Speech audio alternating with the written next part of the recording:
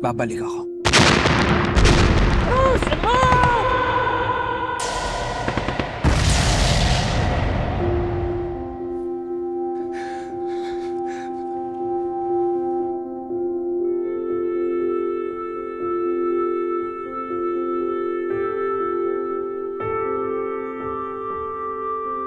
Magpapaalam lang po sana ako. Wala na rin po kasing point na magstay ako dito. Wala na po akong inaantay na bumalik. Sa tingin ko, dito ka na lang muna.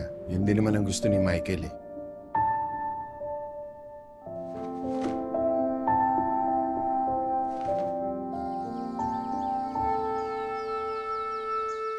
Salamat. Ang cute naman pala talaga ni Michael nung baby pa siya. Nagmana siguro siya sa nanay niya. Pero hindi naman ako ganun kapangit ah.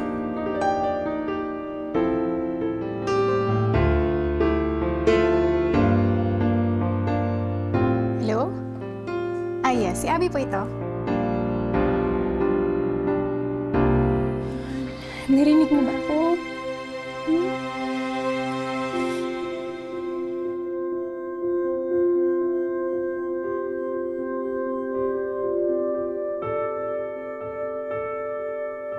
Anak. Anak, kung gusto mo lang tumigil sa trabaho, dito ka na lang sa bahay.